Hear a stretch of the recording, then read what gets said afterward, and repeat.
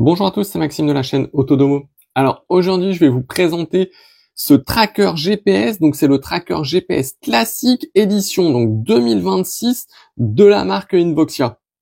Donc comme vous pouvez le voir, il est vraiment tout petit. Je dis ça parce que au niveau des dimensions, il fait 105 sur 27 sur 9,5 mm. Donc vous voyez, il est vraiment tout petit. Et pareil au niveau du poids, 27 grammes. Donc vous voyez, il peut vraiment se cacher et se faufiler vraiment partout. Donc ça, c'est vraiment un bon avantage.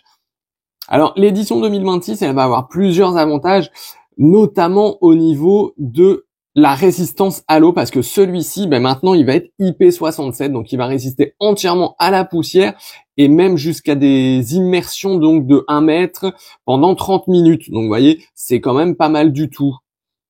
Comme vous le voyez juste au-dessus, on va retrouver donc le port USB-C, donc c'est là où on va pouvoir venir recharger la batterie. Donc au niveau de la batterie, tant qu'on y est, c'est une batterie Li-ion de 300 mAh. Donc selon les paramètres qu'on va rentrer dedans tout à l'heure dans l'application, on peut tenir jusqu'à 6 mois donc au niveau de l'autonomie. Donc vous voyez, c'est vraiment pas mal du tout. Donc à savoir aussi, celui-ci, l'avantage, c'est qu'il ne nécessite pas de carte SIM. Donc il va fonctionner via des réseaux LoRa et Sigfox. Donc voilà, il n'y a pas besoin donc de carte SIM. Ça va être un gros plus dessus. Donc on va pouvoir faire des géolocalisations extérieures, donc justement via le réseau LoRa et Sigfox en GPS, donc en basse consommation. La géolocalisation également intérieure et extérieure via le Wi-Fi, parce que il peut détecter également le Wi-Fi. Et on peut avoir également donc des localisations de proximité via le Bluetooth. Donc il est quand même assez complet là-dessus, mais on verra tout ça donc dans l'application juste après. Au niveau de l'unboxing, donc forcément on va donc retrouver le tracker GPS, un petit câble de rechargement. Alors il est assez court, j'aurais peut-être aimé qu'il soit un tout petit peu plus long quand même, ça aurait été peut-être un peu cool quand même pour pouvoir le charger peut-être plus facilement. On a deux petits autocollants qui montrent, hop, vous voyez que on est donc sous protection. Et également un petit quick start. Alors il est assez succinct, mais on va voir ce que ça donne et si j'arrive bien avec l'application. On se retrouve donc dans l'application Invoxia GPS. Donc au niveau de l'appairage, c'est très simple et très rapide. Ça m'a pris à peu près 2 minutes, un grand maximum pour faire l'appairage. Et c'est vraiment extrêmement simple. Donc ici on peut voir donc tous mes trajets que j'ai fait sur la journée. On peut venir sélectionner au niveau de la gauche soit la vue satellite, soit la vue par défaut. Alors la vue par défaut, ça va être une carte un petit peu comme Google Maps par exemple. En haut à droite, le petit bonhomme, donc ça va être là où on va retrouver des paramètres sur notre adresse mail par exemple, sur le numéro de série du tracker également. En bas à droite, la petite roue dentée, on va aller voir un petit peu ce qu'on a dessus. Donc vous voyez, on peut voir par exemple qu'on peut mettre en veille le tracker.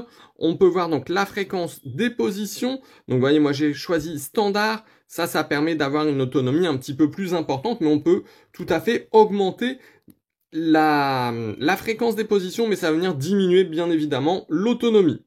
On peut mettre des notifications en cas de déplacement significatif, de mouvement à l'arrêt, et on peut venir également activer l'alerte intelligente, c'est-à-dire comme vous le voyez en dessous, c'est-à-dire si le téléphone est à proximité, et bien dans ce cas-là, on va pas recevoir de notifications parce que c'est nous qui bougeons le véhicule par exemple.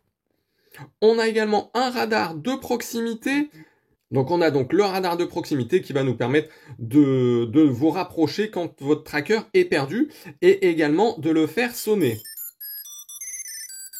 On a donc les réglages avancés, donc pour les recherches de mise à jour, redémarrer le tracker ou retirer le tracker de l'application.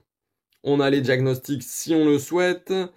On peut également avoir l'historique des points, la partage de localisation. Si on switch vers le haut, ça va être les trajets. Donc, par exemple, sur la journée, la semaine, le mois, les 3 mois, les 6 mois, les 1 an même. Donc ça peut être intéressant. Dans certains cas, on peut faire également des zones. Donc, c'est-à-dire que là, on va pouvoir recevoir des notifications quand le tracker sort de cette zone. Donc ça peut être utile si on met ça sur un véhicule qui n'est pas censé quitter une certaine zone, ça peut être intéressant. Ou bien même sur des personnes, des enfants, des personnes âgées qui parfois peuvent se perdre et sortir un petit peu d'un périmètre. Et ben là, on va pouvoir avoir tout de suite une notification. Alors, je vous ai pas parlé de la précision de la localisation. Moi, je suis très surpris là-dessus parce que je pensais que ça allait être un petit peu plus large quand même. Et en fait, c'est quand même très très précis. On est en général aux alentours d'une dizaine de mètres, vingtaine de mètres grand maximum.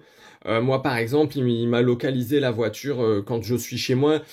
Il me localise la voiture par exemple dans la maison, alors qu'en réalité elle est juste devant, mais elle est collée à la maison. Donc vous voyez, il n'y a pas une grosse différence et ça permet notamment tout de même de savoir l'adresse exacte du tracker et de pouvoir se rendre sur place avec la police, bien entendu.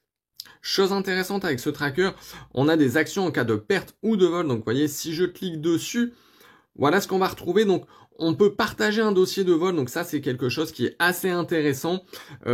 On va retrouver différentes informations dessus et notamment un QR code qui va nous permettre de suivre, de partager la localisation donc du tracker. Donc ça c'est idéal pour donner par exemple à la police ou à la gendarmerie. Donc ça peut aider grandement à retrouver son véhicule. Bien évidemment, dans ce cas-là, il ne faut pas agir seul, il faut demander le soutien de la police ou de la gendarmerie. On peut également partager la position du tracker ici. Et une fois qu'on est proche de notre tracker, on peut localiser le bien grâce au radar de proximité comme je vous ai montré tout à l'heure. On arrive maintenant à la conclusion au niveau donc de ce tracker de la marque Invoxia. Donc pour rappel, c'est le GPS Tracker classique édition donc 2026. Donc je vais commencer par vous parler du prix. Il est donc celui-ci, hein, celui que j'ai, il y a un abonnement de 3 ans avec, donc je suis à peu près 130 €. Donc moi j'en suis pleinement convaincu, je suis très satisfait de ça, comme vous avez pu voir, bah ça fonctionne vraiment très très bien. Au niveau des points négatifs, bah j'en ai pas noté énormément, peut-être le câble de chargement qui est un petit peu court, peut-être un petit peu plus long, mais vous voyez ça c'est vraiment que du détail. Faites tout de même attention au niveau donc du réseau LoRa et Sigfox parce que ça ne passe pas partout. Il y a quelques zones blanches en France, notamment dans les coins un petit peu plus reculés. Mais dans les grandes villes, normalement, il ne devrait pas y avoir de soucis. N'hésitez pas du coup à aller voir sur le site Invoxia. Il y a également une carte où on va voir si vous êtes par exemple en zone blanche ou pas. Au niveau sinon donc des points positifs, la géolocalisation se fait très bien.